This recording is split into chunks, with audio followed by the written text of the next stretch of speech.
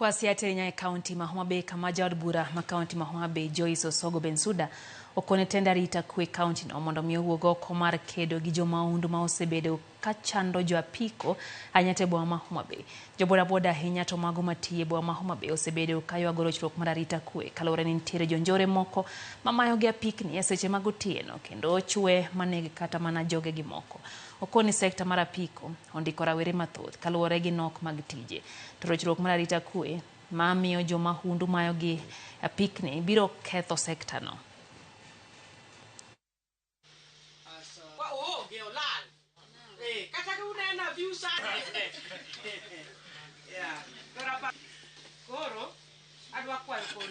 Apikni mag jowa mag boda lal every day.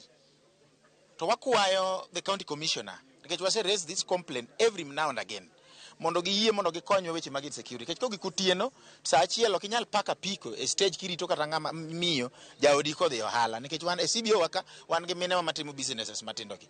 Koro kirite mondo wuoge chiro to kiduoge yudo apiko ni tiyudo ka apiko ni osetimore nade osegol moringo dhi. Koro wakwayo the county commissioner all securities in Homa Bay County mondo giyie gikonywa e weche mag securities nikech jowa apikni lal to jowa malal bende mokinego to kinego to mondo luw weche gi mondo mak jogi be onge.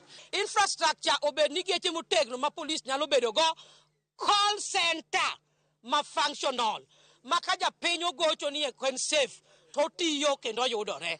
Kasto wabi fap kuonde mag chife boger malongo mwanya report. Wabro dok e bunge mondo watem twak mag insecurity. Wabro dwaro ni CS Kindiki mano bedo renominated onyiswa paro maliw moduogo go mok risasi ma muoche wi wadgi to muoche wi wadgi to muoche wi